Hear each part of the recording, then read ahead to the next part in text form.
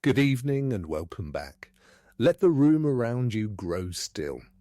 There is nothing to settle, nothing to finish, nothing to win before sleep. A lamp is lowered. A curtain breathes once and rests. Beyond the window the night has the patience of old stone, and somewhere far from here a sea is moving against an island that has waited a long time to be remembered. Tonight the story is of Theseus, of a king's hidden grief, of a princess who chose to help a stranger, and of a young man who walked into a maze carrying nothing more than a thread and a promise.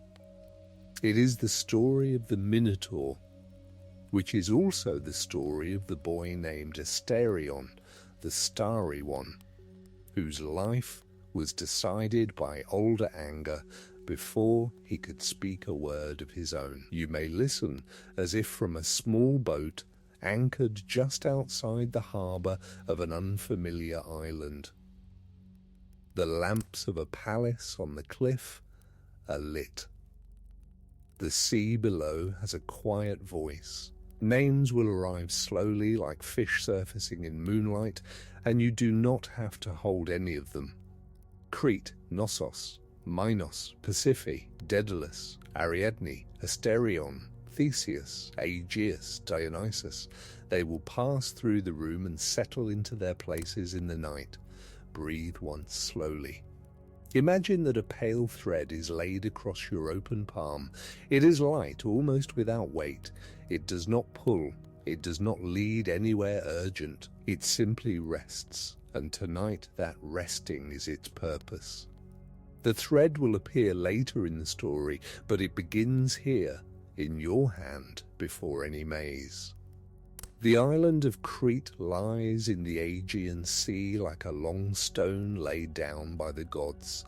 Its mountains rise dark even at noon, their ridges folded one against the next, their hollows holding wind, time, goat trails, and old altars. Below the mountains the land softens into terraces of olive trees, narrow rivers, vineyards, fields of barley pale in summer light. Closer to the sea, the harbours gather under cliffs, and small boats rock at their lines from morning until dark. At the centre of the island, set back a little from the coast, the palace of Naxos breathes within walls of warm stone. It is not a single building, but a household grown over generations. Stairs turn upon themselves. Corridors join, separate, and join again. Light wells drop columns of brightness down through several stories. Rooms open onto courtyards, and courtyards open onto smaller rooms, and somewhere beneath everything the stone has been hollowed and lined and braced so that no one is quite sure how deep the palace truly goes. In daylight the walls glow with colour. Painters have laid down blue dolphins along a corridor that smells of cool plaster. Lilies climb a stairway in red and white. Slender figures move across plaster in procession, carrying cups, vessels, garlands. Bulls leap mid-arc across a wide fresco where dancers vault over their horns. Storerooms hold jars taller than a child, full of oil, wine, honey, grain. The kitchens smell of bread, fish, and warm onions. In the courtyards, children practice the steps of an old dance, whose meaning no one quite explains to them, because the steps are themselves the explanation. At night, the colours withdraw. The dolphins sleep in shadowed blue, their painted eyes turn toward dreams of deep water. The jars become silent figures lining their cool rooms. The bulls and dancers freeze inside their plaster. Outside the walls, frogs begin their soft chant in the cisterns. Bats turn through the open courtyards. The watchmen pass quietly with small lamps. and the lamps make brief shapes on the painted walls as they go by, then move on, leaving the figures to their long stillness. If you walk through Knossos in your mind, you may notice that no corridor seems quite the same on a second passing. The palace has the gift or the curse of inwardness. A guest may believe that they have understood its plan after a morning of wandering, only to find themselves in the afternoon at a stair they had not seen, in a room they cannot remember entering. This was part of its beauty. It was also a quality the palace shared in its bones with something hidden deeper down. Because beneath Knossos, according to the old tradition, there was another structure. Some called it the Labyrinth and pictured it as a true underground maze beneath the floors. Others believed it ran through certain sealed wings of the palace itself. Others held that the labyrinth was an idea so heavy with meaning that the world had to find stone in which to lay it down. Tonight, let it be all three, and let it remain at a comfortable distance. You are not in the labyrinth. You are only listening to a story that knows the way out of one. In that palace, in those years, the king was Minos. The old myths say he was a son of Zeus and Europa, brought to Crete in the carry of a god disguised as a bull, and that some echo of that founding story rested uneasily beneath the household for the rest of its days. Minos was not a simple man. He could be just, and he could be terrible. He listened to disputes and gave rulings that people remembered. He kept ships, treaties, scribes who counted jars and traded oil and copper across the Aegean. Foreign messengers stood before him with their hands clean, their voices steady, hoping not to be sent away with bad news to carry home. If you had stood in his hall by lamplight, you would have noticed how often his eyes moved to the doorway, and how often a steward bent at his ear to murmur something not for general hearing. A king who has hidden a grief inside his own house cannot pretend it is not there. He can only pretend that he is managing it. The household around Minos arranged itself around what could not be said, the way water arranges itself around a stone that will not move. Pride lived in him, and so did fear, and the two of them did not always wear different faces. He had built power outward across the sea, and inward he had set a wall. Whatever beauty there had been in his early reign, time and pride had made it more brittle. A vow once owed to Poseidon had been broken. A bull once promised to the sea god had been kept back for the king's own herds, and the god had answered, the old stories say, with a punishment shaped to follow the broken vow into the very heart of the king's family. Beside Minos lived Pasiphae, his queen, who was called All-Shining, she who shines for all. Some traditions named her a daughter of Helios, the sun, and so the light of her father lived somewhere in her blood. She was a priestess in her own right, an enchantress in some tellings, a healer, a watcher of beasts and stars. Her rooms in the palace looked east toward morning, and she rose before the household and stood at her window while the first warmth touched the courts. The old myths do not always treat her kindly. They braid her into the broken vow, into the offended god, into a punishment too cruel to belong to any ordinary fairness. They make her body the place where a king's failure and a god's anger met. Tonight, we will speak of her with care. We will not make her shame a spectacle. We will say only that she suffered something she did not choose, that she did not always understand what was happening to her, and that when at last she held a child no one had room for, she did the only thing a mother could do. She loved him, in private, with the quiet stubbornness of mothers in difficult houses. The palace did not want to see that love. The palace wanted to look elsewhere. Servants found their eyes drifting downward when they passed her doorway. Minos came to her chamber less often than he had. The light in her windows still shone east each morning, but she stood at it more alone. In sleep, perhaps, she dreamed of her father, the sun, walking the rooftops of the palace and laying a hand briefly on the head of the child no one else would meet. Even kings cannot forbid such dreams. The child was given a name, and the name was Asterion, Starry One. Some of the old singers preserved it, even as later storytellers came to call him only the Minotaur, the bull of Minos. Asterion, a name lifted from the night sky, a name meant for someone who might one day look up and recognize himself among the constellations. He never received that night sky. The palace, frightened, gave him stone instead. He was kept apart almost from his earliest breath. In some versions he was nursed by Pasiphae herself while he could still be hidden in her rooms.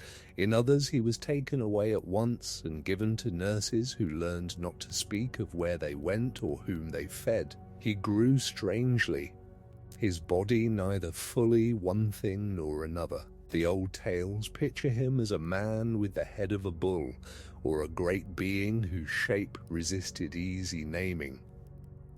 Children, in any house, are stranger than adults often allow.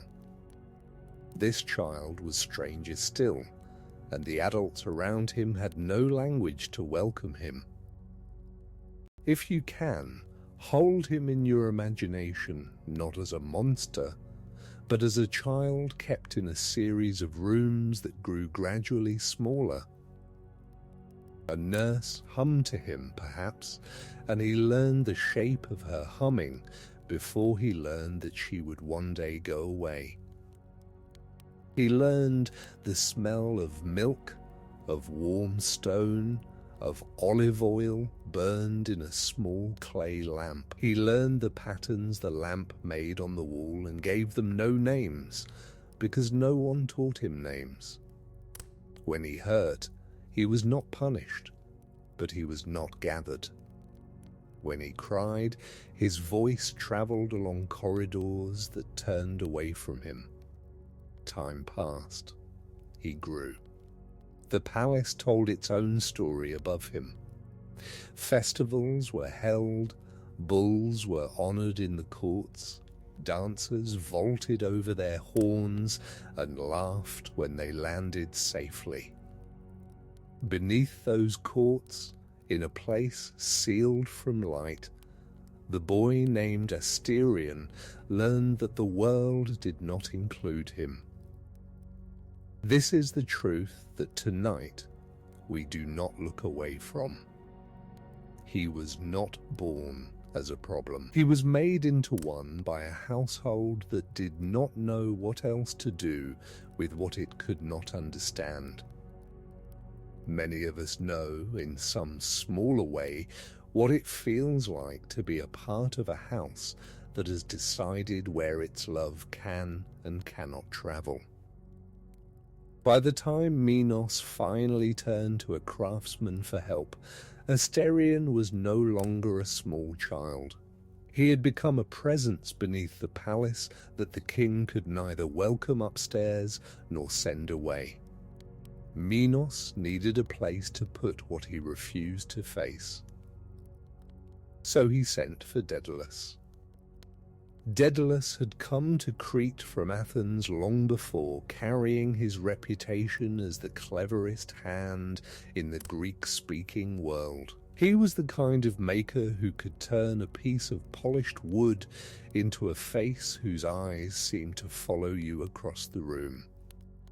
He could shape bronze into birds whose feathers seemed to lift in an unfelt breeze.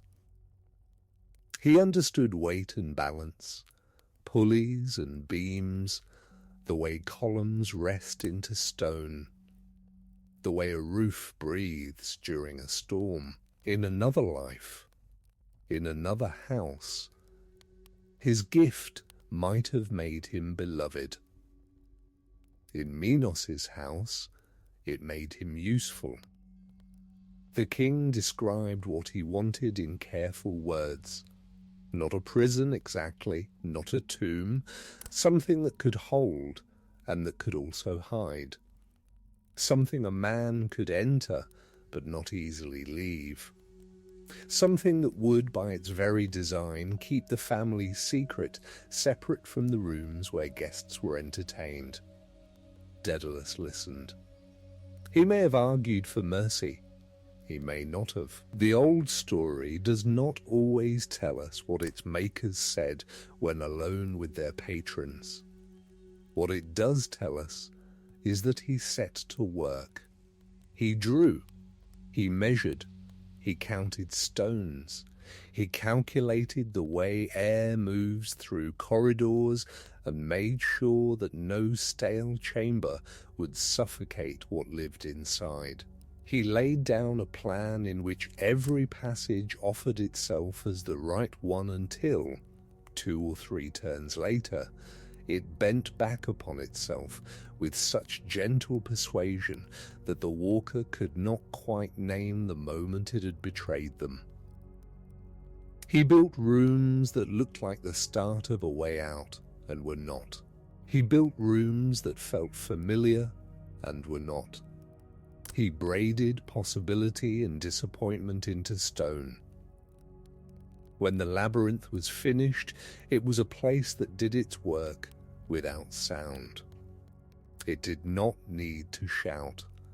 Its strength was patience. It would let a stranger walk for hours, then for days, until the stranger no longer remembered the difference between the entrance and the center, and at last, in exhaustion, would sit down against a wall and feel the maze breathing around them with the slow rhythm of something that had outlasted many such moments before. Daedalus knew, even as he laid down the last threshold, that he had made something he would never quite get out of inside his own mind.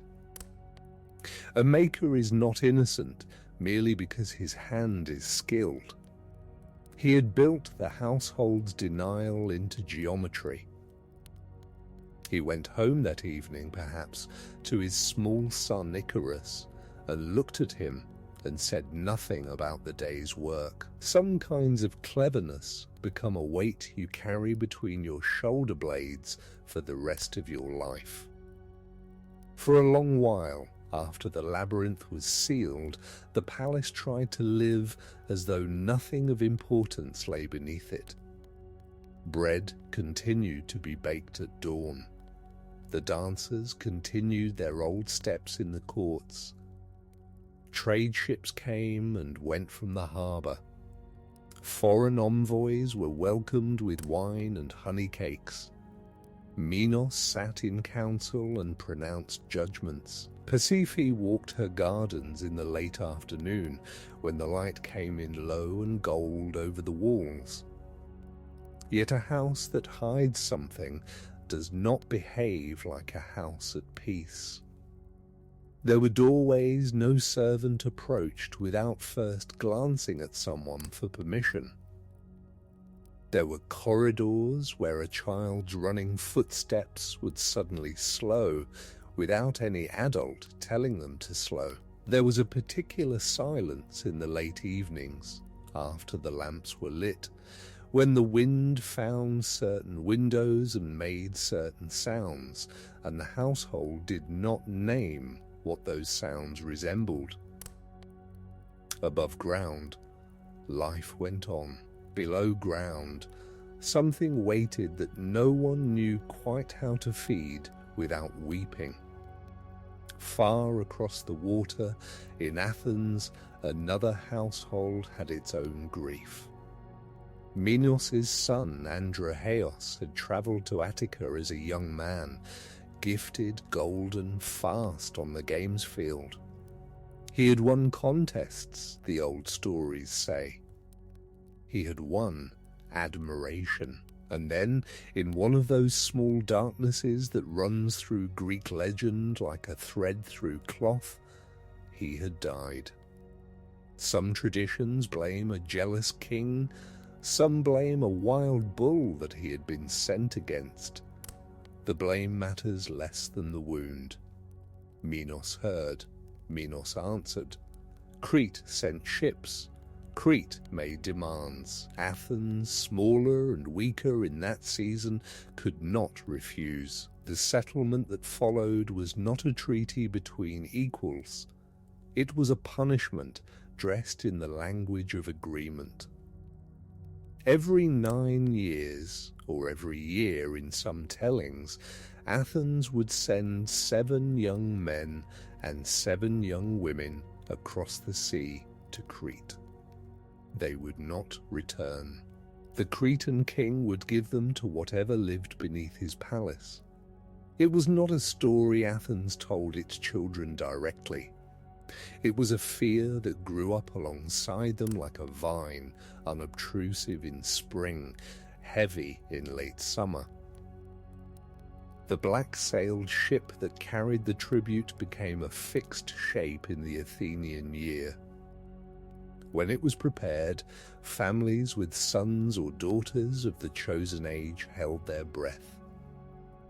There were ceremonies, lots drawn, names announced. Some parents tried to bargain. Some tried to hide their children. Some, with stiff faces, gave them up because there was no place left to run. Mothers walked the harbour in the mornings before sailing. Fathers tied small charms inside their children's cloaks. Brothers and sisters stood at the edge of the dock and did not always know what words to use. The black sail rose over the ship not as a decoration, but as a sign. Black for mourning.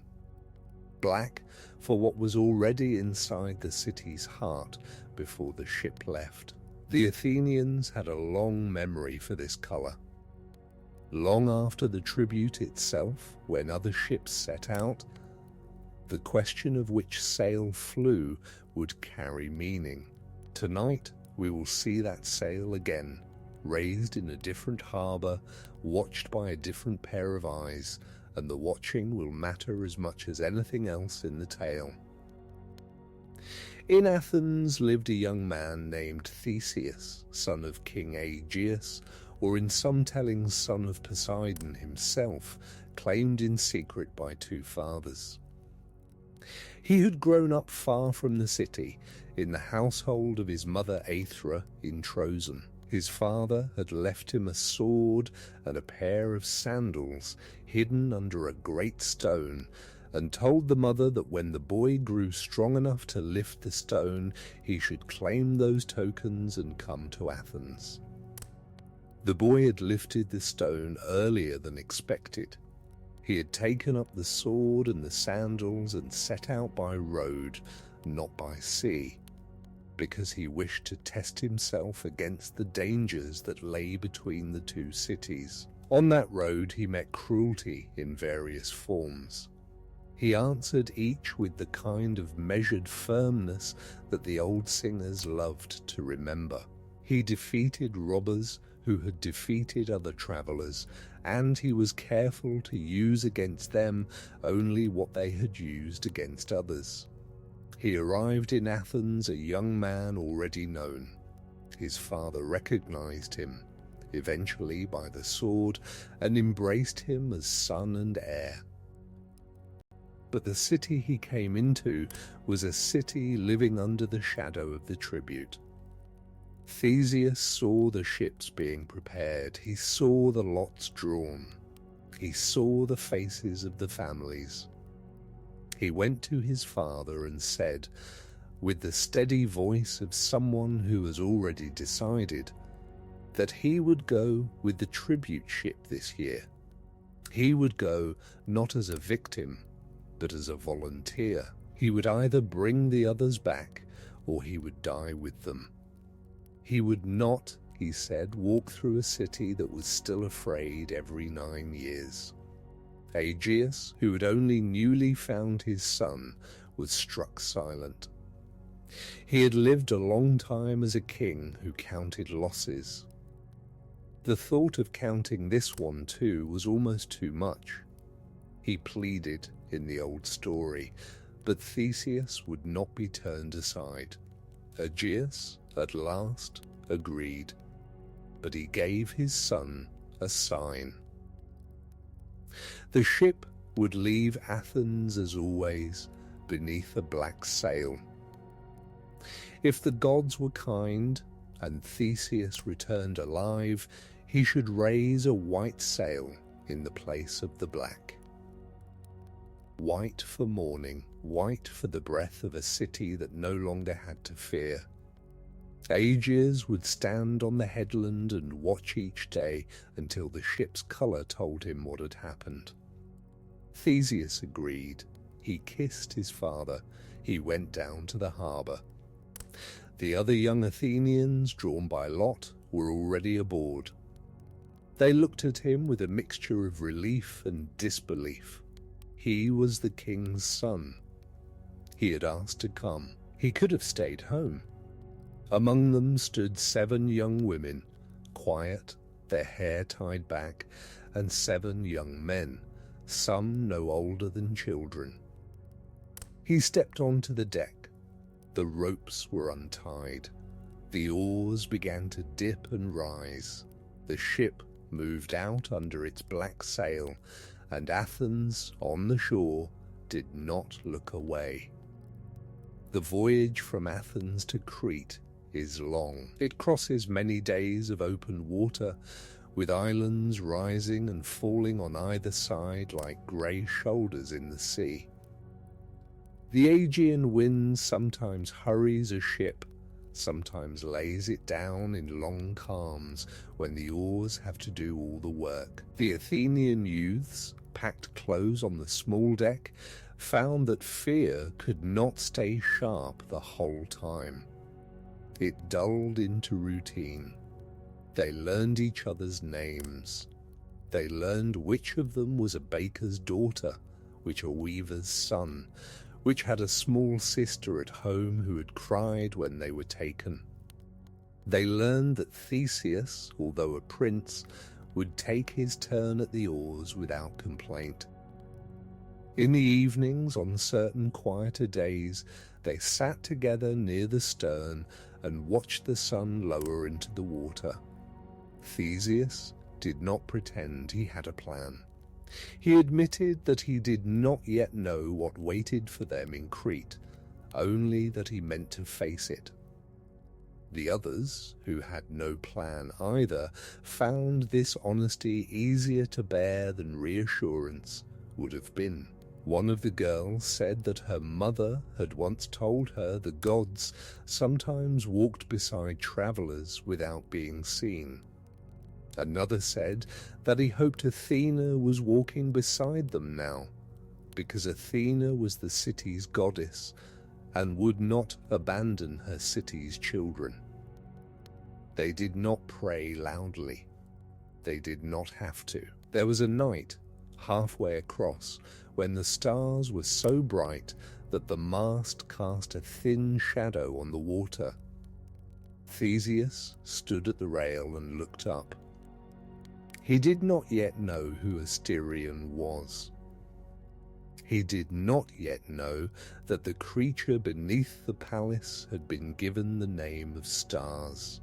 He only knew that his father was waiting on a high cliff in Athens, that 14 young people were sleeping behind him on a hard deck, and that ahead across this same patient sea lay the harbour and the painted walls and the door that descended. Crete first appeared as a long darkness on the horizon, then as cliffs, then as harbours with red roofs and white sails, then as the broad slope of the road that climbed inland toward the palace. The Athenian youths were brought ashore. They were greeted in the strangely formal way of these ceremonies as guests. They were given water and bread. They were led on the road to Naxos. The road smelled of dust, fig trees, summer heat baked into stone. Goats moved aside on the slopes to let them pass. Workers in the fields looked up and looked down again. A child by the roadside stared until a mother pulled the child back. At the palace gate, the youths were received by stewards and led into one of the outer courts. The painted walls swam in their tired eyes. The blue dolphins seemed to move a little, as exhaustion moved them. The columns rose red against shadow. Servants brought basins of warm water for their feet.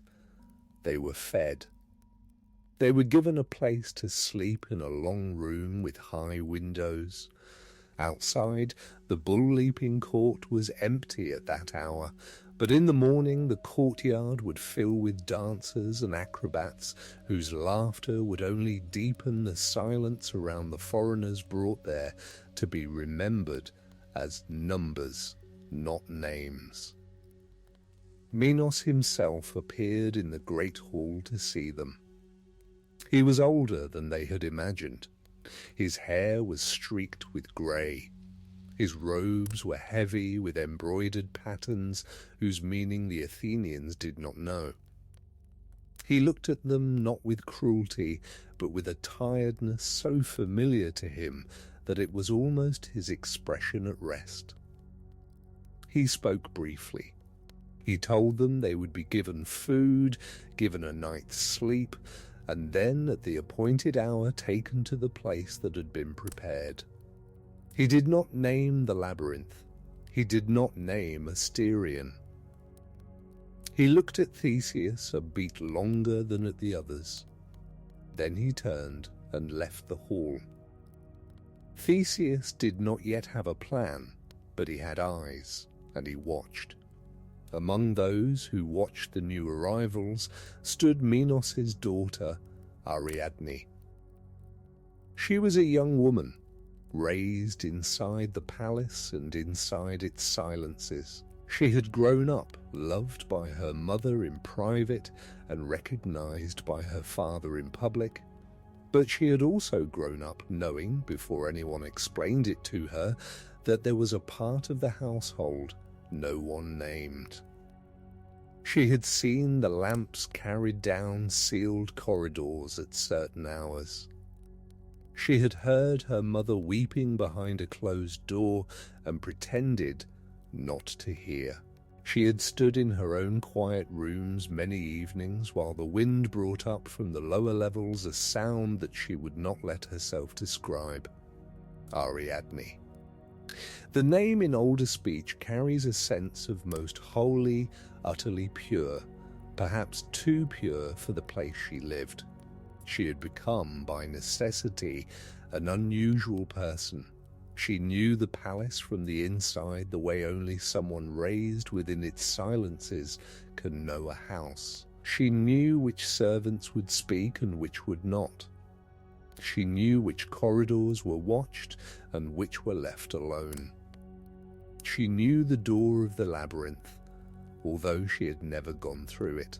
She had watched several tribute groups arrive. Each time she had stood at a window and looked down into the outer court and felt something in her grow heavier. She had been a small child the first time, she had been older the second, she had been almost a woman the third. Each year she had told herself there was nothing she could do, that her father was king, that the labyrinth had its design, that the world was older and harder than she was. Each year she had believed this a little less. When she saw Theseus that day, walking dusty and tall behind the others, she did not feel a flash of romantic fire. She felt, instead, something quieter, something closer to recognition. He was not afraid. He was not pretending. He had come, she realized, not because the lot had named him, but because he had named himself. Something in her, long folded down, opened the smallest fraction. That night, with the household gone to bed, she went to find Daedalus. The craftsman was old by then. He had built the labyrinth long ago and lived in the palace under a kind of soft imprisonment ever since, his cleverness too valuable to release. Ariadne knew him.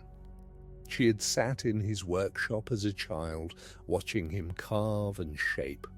She trusted him as much as anyone could trust a man who had made what he had made.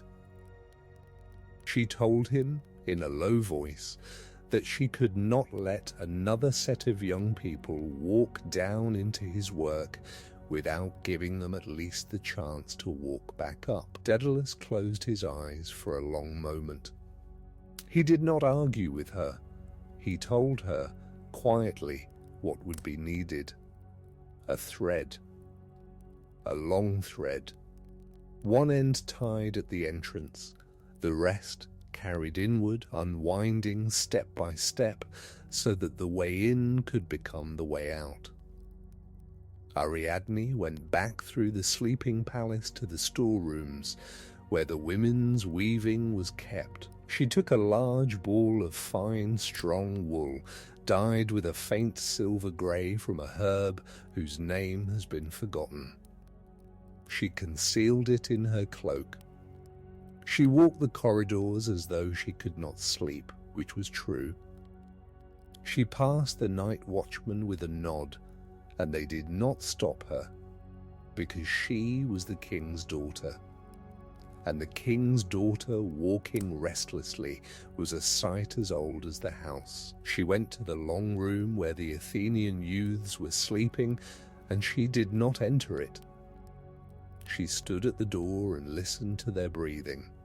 Some had cried themselves to sleep. Some had not slept at all. Theseus, she knew, was awake. She could feel it through the wood of the door. She tapped once, lightly, and waited. He came out. In the corridor, with only a small lamp between them, Ariadne placed the ball of thread into his hands.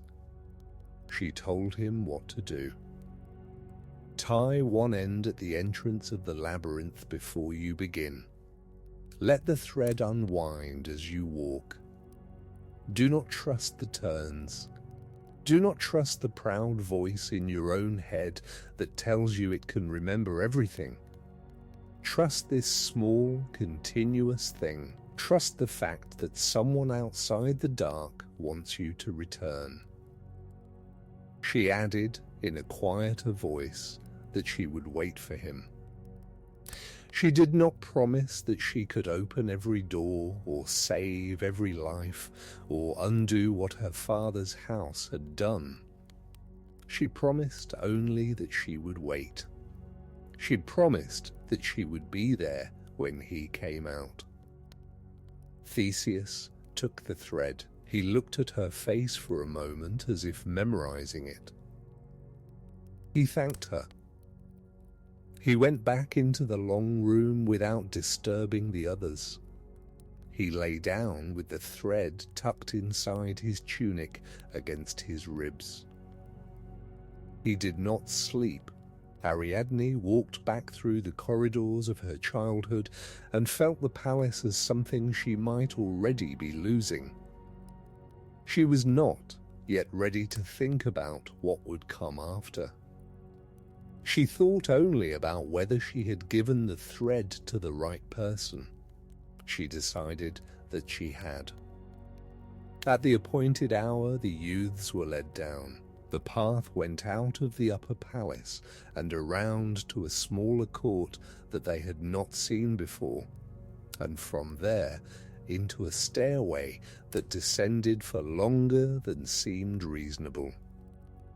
The walls became cooler. The air took on the smell of old stone and lamp oil. A great door of bronze stood at the bottom of the stairway. 2 guards waited there with the expressions of men who had been doing this work for years and had learned not to look at the faces of the people they let through.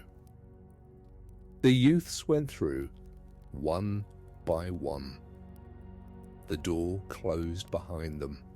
They found themselves in a wide chamber lit by a few clay lamps in niches. There were benches and water and dry bread laid out on a low table, as if a host were trying to pretend, even at this hour, that decency was being preserved.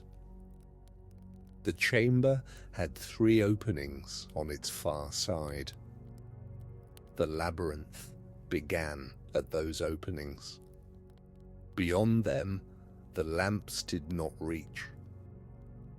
Theseus took out the ball of thread and tied one end of it carefully to a bronze ring set into the wall by the central opening. The other youths watched. He had not told them what Ariadne had given him. He told them now, in a low voice, that he would go ahead. They were to stay in the chamber. They were not to follow. If he did not return, they were to do their best to live and to hold each other in mind. If he did return, he would lead them out. They nodded. Some of them held each other's hands.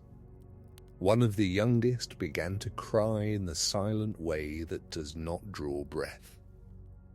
Theseus stepped into the central opening.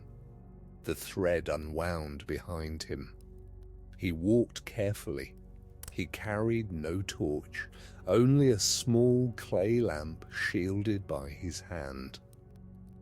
The first passage was straight for a long time, and he began, despite himself, to hope that the labyrinth was less than he had feared. Then it bent. Then it bent again. Then it opened into a small round chamber where 4 passages met. He looked at each of them. They were identical. He looked at the thread behind him, which was already paying out as he chose the second opening to his right. He had no special reason for choosing that opening. He chose it the way one chooses one breath over another. He continued. He kept his hand on the wall. He kept his mind on the thread. He did not, deliberately, ask himself the question that the labyrinth wanted him to ask, which was, how will you get back? He had answered that question already, before entering. The thread was the answer. He had only to trust it. The deeper Theseus walked, the more the upper world thinned out of him. This is part of what such places do. They do not always attack the body. Sometimes they attack the memory of light. A person who has been walking for an hour in identical corridors begins to wonder if other corridors exist. A person who has been walking for 2 hours begins to wonder if they ever truly came from anywhere. The labyrinth was built by a careful mind to bring about exactly this kind of forgetting. Theseus felt it. He noticed it. He did not let it close the door on him. He thought, deliberately, of his father standing on the headland in Athens. He thought of Aegeus's grey beard moving in the wind. He thought of his mother in Trozen, of the great stone he had lifted as a young man. He thought of the youths sitting in the chamber behind him, holding each other's hands. He thought of Ariadne standing somewhere in a corridor above him, waiting. He thought again of the thread. The thread paid out steadily. It made a faint pale line behind him on the floor. He had imagined it might run out, but it did not. Ariadne had chosen well. The ball was generous. The wool was strong. At each turn he glanced back to see the thread still uncut, still trailing, and at each turn he was reassured. He passed through chambers where the air felt older than the rest of the maze. He passed through corridors so narrow that his shoulders brushed both walls. He passed through one place where the lamp guttered and almost went out, and he stopped, his heart loud in his ears, and waited until the flame steadied. He passed through a chamber whose floor was scattered with the small bones of animals. In some stories these would have been the bones of past Athenians, but tonight we will say it was only the small bones of animals brought down for the inhabitant. He did not look at them long. He kept walking. At one point, far inside, he passed a wall on which someone, long ago, had scratched a single shape. It was hard to see in the lamplight, but it looked like a child's drawing of a star. 6 lines crossed in a careful asterisk. He paused. He thought of the name he did not yet know, Asterion. He kept walking. The labyrinth slowly stopped being a maze and became a kind of weather. It was the air he was breathing.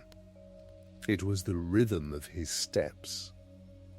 It was the small sound of his own breath against stone. He noticed that he was no longer afraid in the sharp way he had been afraid at the entrance. He was afraid in the way one is afraid in a long, quiet dream. He kept the thread in his hand. He kept walking. Somewhere ahead of him, in a chamber near the center, Asterion was awake. Tonight we sit with him a little, because no honest telling of this story should pass over the one who has been waiting the longest. He had been awake in some way for a long time. He had heard the bronze door close above the youths.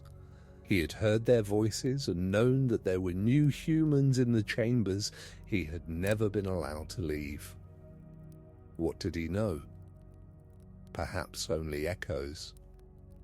He knew the smell of his own room.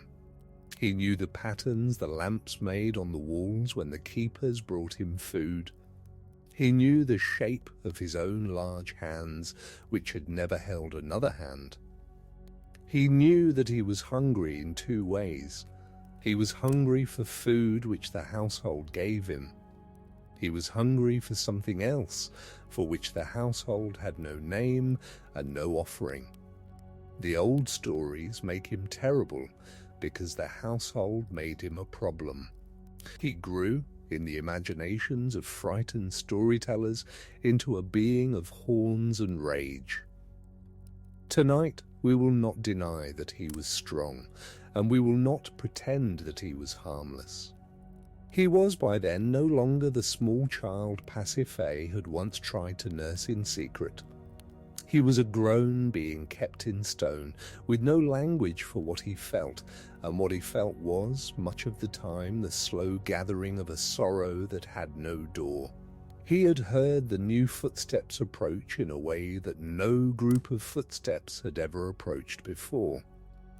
Most of those brought into the labyrinth wandered aimlessly. The footsteps tonight moved differently. They paused, they turned with intention. They came on. He listened. He did not know whether to fear or to hope, because he had been given no clear lesson in either.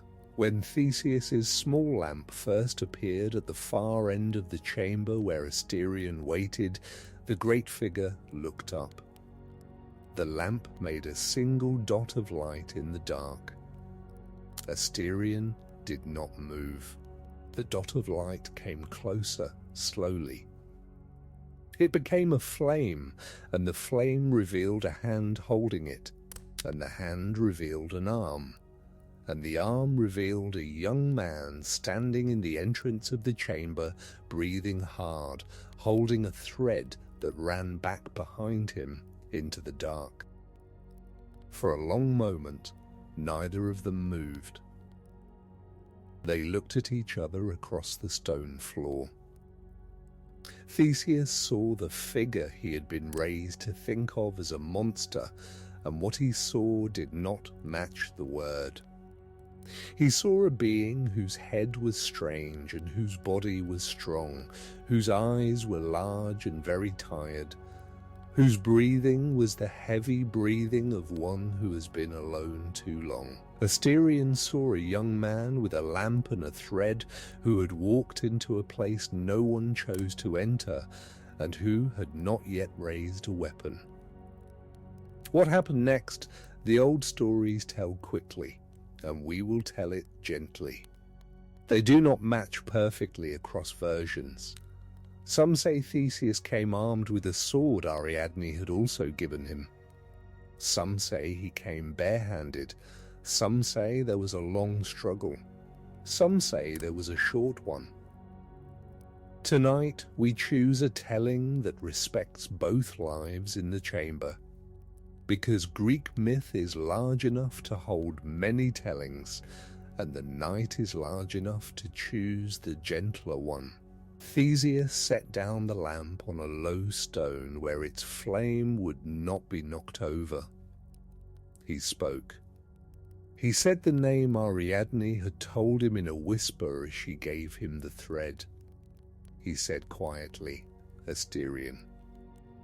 The great figure across the chamber did not seem to recognize the word at first. Then something in the shape of his shoulders shifted.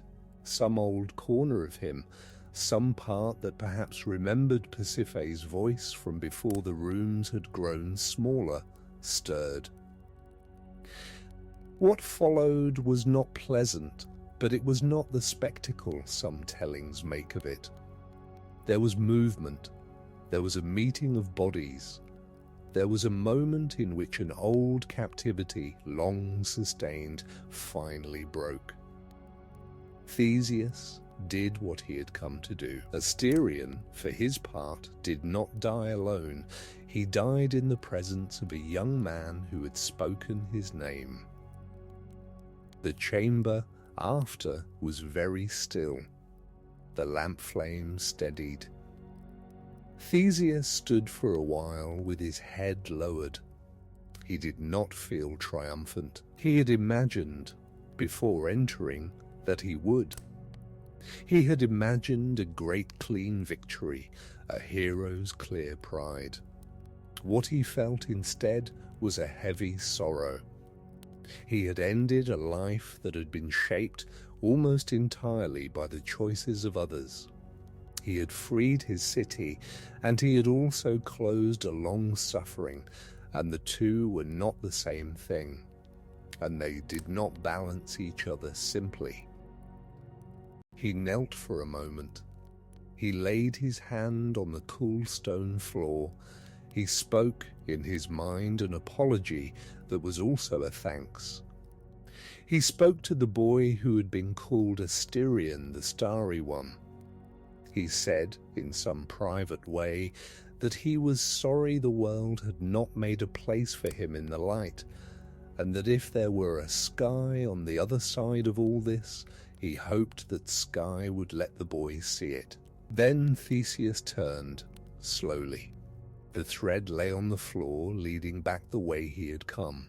He picked up the lamp. He took the thread in his other hand. He began to walk back. He did not look behind him. The chamber, with its old sorrow and its new silence, was no longer his to enter or to keep. It belonged, in some way that no city could ever quite understand, to the figure he had just laid down. The way back, when you have a thread, is shorter than the way in. This is one of the small mercies in the story. The labyrinth, which had taken hours to enter, took less than half that time to leave. The thread reeled in steadily as Theseus walked. He gathered it as he went, wrapping it around his fingers and his palm, the way a fisherman gathers a line, the way a weaver gathers wool from the spindle. Each turn the thread had marked was now marked again by his walking. He passed the wall with the small scratched star. He paused this time. He pressed his palm against it for a heartbeat. He kept walking. He passed the chamber with the small bones. He passed the corridor that had narrowed against his shoulders. He passed the place where the lamp had nearly gone out. He passed the four-way chamber. He passed the long, straight first passage that had once made him think the labyrinth was less than he had feared. At last he saw the lit chamber ahead of him, and the worried, hopeful faces of the youths who had been waiting for him through hours that must have felt like days. They rose when they saw him. Some put their hands to their mouths. Some began to cry. He did not say anything dramatic. He said, simply, in a low voice, that it was done, and that they would now go up. He led them back to the great bronze door. He tapped on it twice, in the agreed signal Ariadne had told him. The door opened. The guards, who had not expected this, stepped back. He led the youths up the long stairway into the small court above, and there, in a hollow of shadow beside a column, Ariadne was waiting. She had her cloak gathered around her, and a small bundle at her feet. She looked at Theseus and saw that he had come back, and that something in him had gone deeper than the labyrinth and would never quite return. They did not speak there. There was no time. They moved, all of them, through the sleeping palace, down through corridors Ariadne knew by heart, past rooms where servants slept, past the great hall where Minos sat unaware. They went down a small back stair, through a kitchen, through a herb garden, through a gate that Ariadne had unlatched earlier in the evening. They came out into open air. They moved toward the harbour. The night had thinned at its eastern edge by the time they reached the harbour. The black ship still rode at its line. A few sailors were aboard, men who had been told a particular signal would come and that they were to be ready. Ariadne had paid one of them. Daedalus, in the palace above, had, in his own quiet way, looked the other direction at certain hours. Whatever larger gods may have been watching, the small human work of the conspiracy had been carefully laid. The youths went aboard quickly, one by one. They were too tired to be loud. Some of them sat down on the deck and immediately put their faces against their knees. Theseus and Ariadne were the last aboard. She paused on the gangplank and looked back at the city that had been the only city she had ever known. She looked at the upper walls of the palace just visible above the dark. She looked at the courtyard where she had played as a child. She looked at the window of her mother's room. She did not, in the end, weep. She had wept earlier in the night, alone, and had finished. She stepped onto the deck. The ropes were cast off. The oars dipped. The ship moved out into the harbour, slowly at first, then with more confidence as the open water received them. Crete began to draw back behind them. The cliffs lost their detail. The palace became only a darker shape on a dark slope. The roosters of Naxos, somewhere in the distance, began the first half-hearted notes of dawn. They were not yet sure whether to call. The ship met the open Aegean. The wind, almost as if it had been waiting, came up gently and filled the black sail. The Athenian youths, looking up, did not at first notice the colour of the sail above them. They were too tired and too relieved. They lay on the deck. They breathed. Theseus stood at the stern with Ariadne. They watched Crete shrink to a low dark line. They watched the sky behind the line begin to turn pale grey, then faint rose, then warm gold. The sun came up over the island where Asterion had lived, and where Asterion in some way would now lie peacefully forever. For a long time neither of them spoke. The wind in the sail was the only voice. They sailed for several days. They put in for water at small, uninhabited bays. They ate carefully. They slept in shifts. The youths began slowly to laugh again in small bursts that surprised them. A boy who had been silent the whole way out told a joke about a fisherman from his street. A girl, drawing her hair back from her face, said she had not realized how much she had wanted to see her brother. They did not yet feel safe. They felt only that fear was not the whole sky anymore. On the third or fourth night, the ship came to the island of Naxos, a low, vine-covered shoulder of land rising out of the dark water. The captain wanted to take on water from a stream he knew. The youths needed firmer ground under their feet. They put in at a small beach. They built no fire. They lay down on the warm sand. Ariadne, exhausted from the days and from everything she had carried inside her, fell into the deepest sleep she had known since she had been a small child. What happened next is one of the most disputed moments in Greek myth, and we will hold it tonight as gently as we can. In some versions, Theseus, for reasons that no telling fully explains, sailed away while Ariadne slept and left her behind on the shore. In some, a god commanded him to. In some, Dionysus himself appeared and claimed her as his own bride, and the ship was sent on without her by divine will. In some, Theseus simply forgot, or grew afraid, or was wounded by some misunderstanding the singers no longer remember. There is no single answer.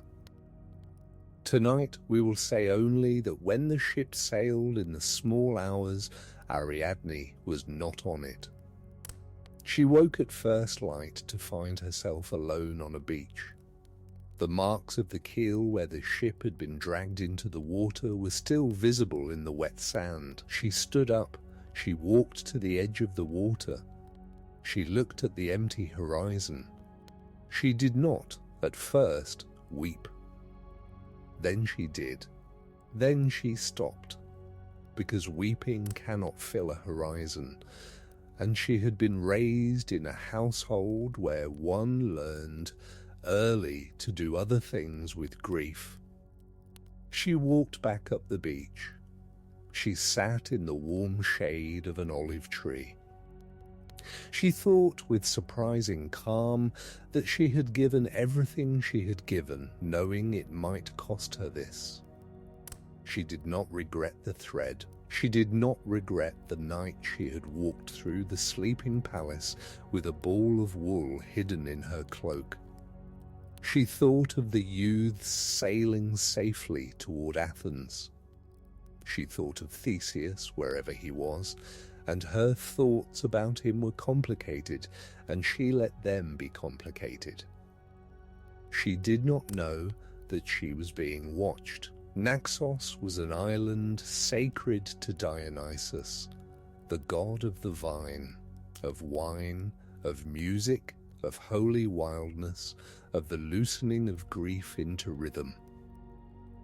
He was a god who walked among mortals more often than most. He had a particular love for places where ivy climbed unchecked over old stone, where vines grew thick, where the air smelled faintly of fermenting fruit, even when no winepress was working.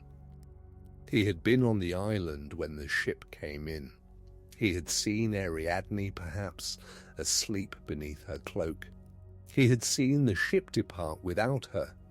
He had waited until she had finished her first weeping. He came down the slope of the island in the late morning. He brought with him a small company of nymphs and satyrs and other creatures of his loose-knit court. He did not appear in a frightening way. He appeared as a young man with grape leaves caught in his dark hair, his eyes calm, his voice low. He sat at a polite distance from Ariadne. He did not address her like a prize. He greeted her the way one greets a guest one is honored to receive. He told her quietly that he had been watching. He told her that he was not asking her to forget what she had lost. He told her that the world was old and full of cruelties and full also of unexpected mercies, and that he had come, if she would have it, to offer her a different life. He did not promise her that she would be loved in the way she had hoped to be loved by the young man on the ship. He promised her instead that she would be honored, that her grief would not be wasted, that her choice in the palace had not been forgotten by the gods. Ariadne, who had grown up in a difficult house and was not easy to lie to, looked at him for a long time. Something in her, weary, recognized that this was a true offer. She nodded. She did not jump up. She did not run into his arms. She simply, in the way of a woman who has decided enough things in one life already, nodded. He gathered her up gently. He led her up the slope. In some of the old tellings, he married her there on the island in a ceremony attended only by ivy and starlight. In some, he placed upon her brow a crown of gold and gems. In all the tellings, when she died, many years later, the gods set that crown among the stars as the constellation called Corona Borealis, the Northern Crown. If you ever, on a clear summer night, look up and see a small circle of stars between Bootes and Hercules, you may remember Ariadne, who once walked through a sleeping palace with a ball of wool hidden in her cloak.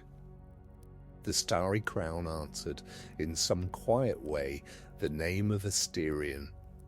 Two beings touched by stars, one held below stone for years, one set above in light at last. The story did not heal everything, it could not.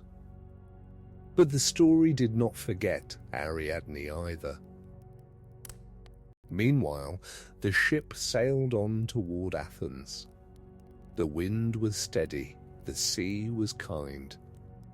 The Athenian youths, day by day, became less haunted. They began to talk about their families. They began to plan how they would walk through their own doors. They began to think about food they had not eaten in many days, about the smell of their own kitchens, about the voices of their younger siblings. Theseus, however, was not at ease. He sat at the prow often and looked at the horizon, and his thoughts were not visible. He carried by then several griefs. He carried the boy Asterion in his memory. He carried Ariadne, whose absence from the ship he had not yet found a way to explain to himself or to anyone. He carried the sense that he had done what he came to do, and that having done it had not made him cleaner. It was in this state, as the coast of Attica rose at last on the horizon, that he forgot. The black sail above the ship had been there for the whole voyage. It had become, for him, simply the sail. He had stopped noticing its colour.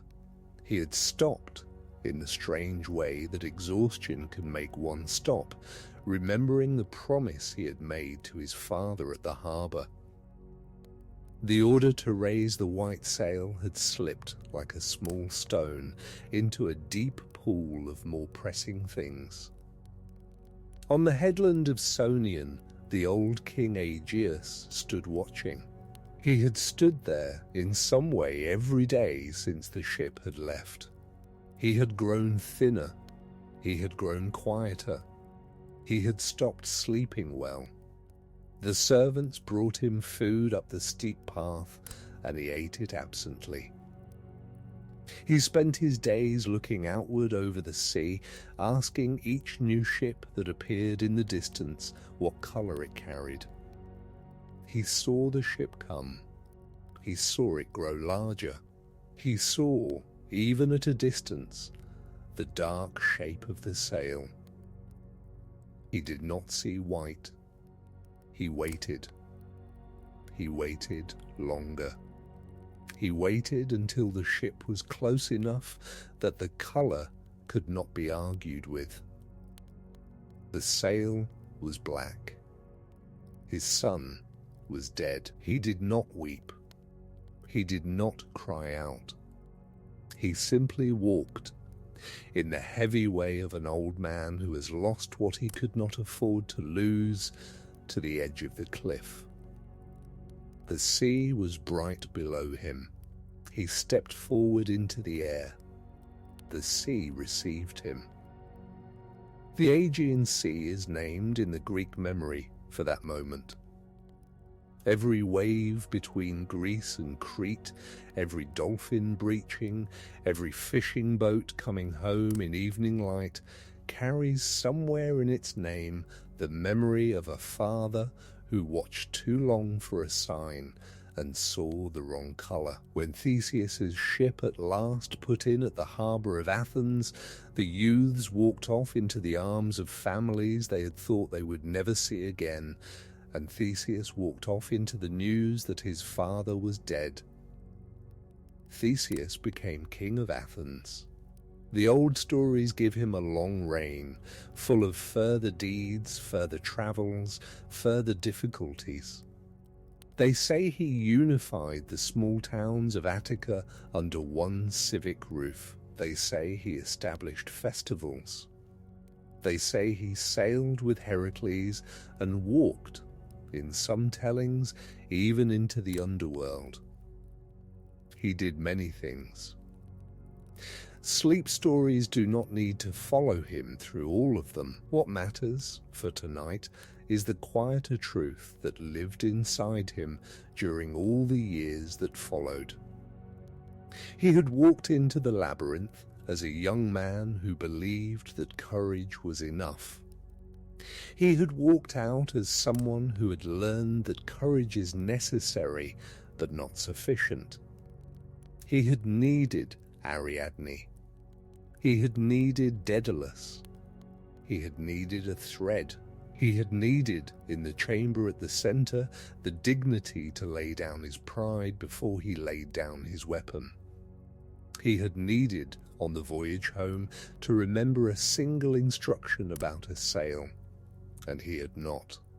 He had ruled a city ever after with the labyrinth inside him. To say the labyrinth was inside him does not mean that he was crushed by guilt. He was not. He was a more thoughtful king for it. He was slower to send young people anywhere. He listened more carefully to women, perhaps remembering Ariadne. He listened to craftsmen, perhaps remembering Daedalus. He looked at his own pride as though it were a small, bright animal he had to keep from biting anyone, including himself. He never forgot Asterion. He never spoke the name aloud, but on certain nights, when he could not sleep, he would walk the upper terraces of the palace in Athens and look up at the stars. He would find, eventually, the small steady ones that the old singers had begun to gather under the name of Asterion's people. He would stand with his hand on the parapet and breathe. He would think, briefly, of a chamber far away in another house, and of a being who had finally been allowed to rest. He would not say anything. He would, after a while, go back inside, and sleep would come a little easier. Now let the story loosen, the way every story must when sleep approaches. Let Crete fade to a low dark line. Let the painted dolphins of Naxos sleep on their walls. Let the labyrinth beneath the palace be only a pattern in stone, no longer fed, no longer hungry. Let Pasiphae walk her gardens. Let Minos, in his old age, sit on a terrace and look out over a sea that no longer carries tribute ships toward him. Let Daedalus, in his workshop, lay down his tools. Let Ariadne stand barefoot in a vineyard on Naxos with grape leaves in her hair. Let Theseus stand on the terrace of his own palace in Athens, looking up at his quiet stars. Good evening and welcome back, one last time, to the slow, gentle work of letting the story sink towards sleep.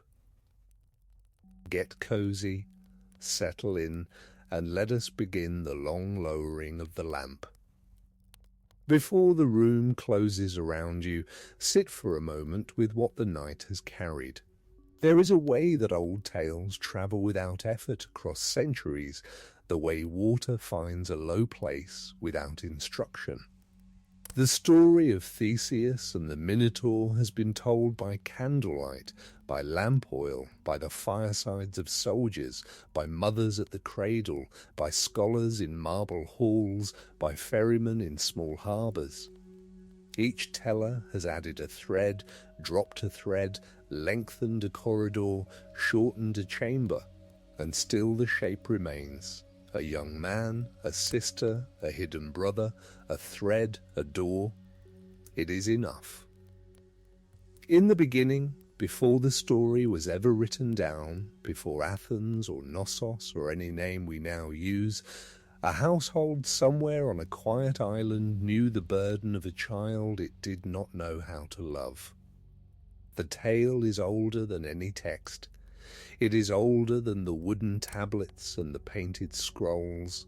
It is older than the songs that travelled across the sea on the prows of small ships. It is, in some way, as old as the human capacity to keep a difficult truth in a hidden room and to be relieved, finally, when a kind hand opens the door.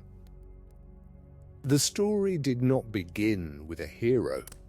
It began with a sorrow, and a maker, and a labyrinth, and the slow accumulation of years in which no one quite admitted what the household had become. For now, remember this: the thread does not heal the labyrinth. It only makes the labyrinth walkable. There is a difference between a wound and the slow art of carrying a wound. Theseus did not abolish the maze. The maze remained even after he had returned with his lamp and his thread. It simply was, after his passage, no longer a place where any child would be left. That is what the story honors, not the destruction of all dark places, but the gentle ending of a dark practice. Some mazes in your own life will not vanish tonight. They may remain in stone, in habit, in memory. The story does not ask you to flatten them. It only asks you to walk through them with a faithful hand on a soft line. There are other tellings of this myth. There are tellings in which Theseus carries a sword of polished bronze and meets a roaring beast at the labyrinth's heart. Tellings in which Ariadne is left weeping on Naxos with no Dionysus to find her. Tellings in which Asterion is only horror and never starlight. There are tellings in which Daedalus is more victim than maker, and tellings in which he is more maker than victim. But that is a story for another day. Tonight we have chosen the gentler telling, and the gentler telling is also true, because Greek myth has always permitted many doors into the same chamber. The walls of the story are wide enough. Imagine the labyrinth itself, one last time, not as a trap but as an instrument. It has corridors the way a flute has chambers. It has turns the way a song has phrases. Long after Theseus walked it, before history remembered to call it cruel, perhaps it was understood by some as a slow musical instrument that breath and footstep could play. A walker entered, a walker turned, a walker emerged. The pattern itself was a kind of prayer in stone. The household above had forgotten what it was for. The household had filled it with grief instead of music, but the shape was older than the grief. The shape, freed of its captive, could be only a quiet pattern again. It simply was a pattern when no one was asking it to be a prison.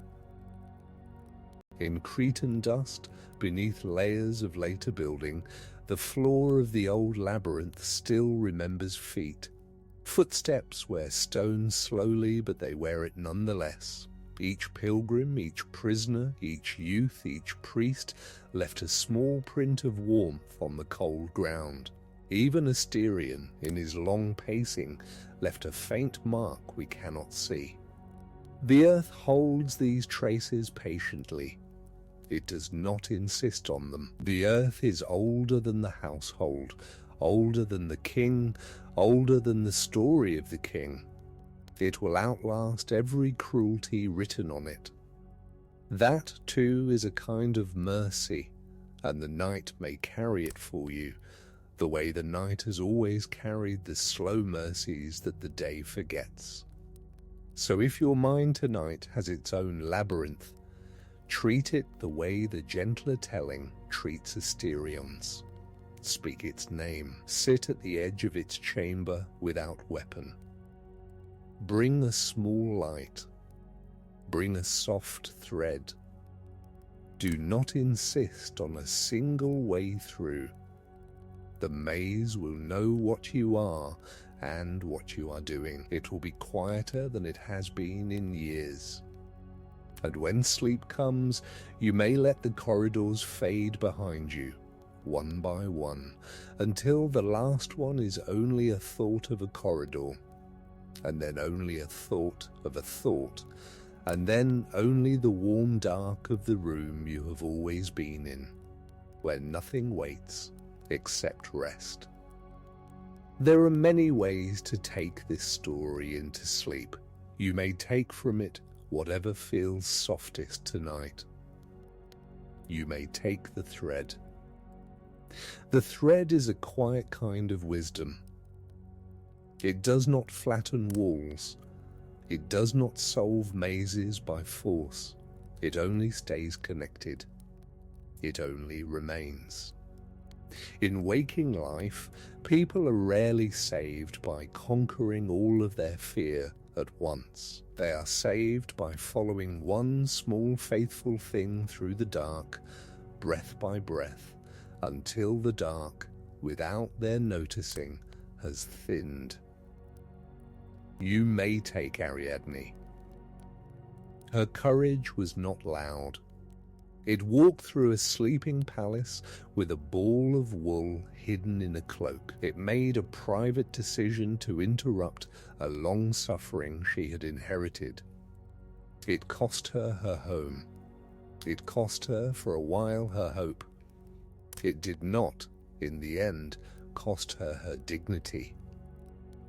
There are people in your own life, perhaps, who have made such quiet decisions. There may be small such decisions ahead of you. The story honors them all. You may take Asterion. Tonight, please take him. So many tellings have made him only a monster. Let one telling, tonight, give him back his name, Starry One. He was not born to frighten anyone. He was made into a fear by a household too proud to face its own grief.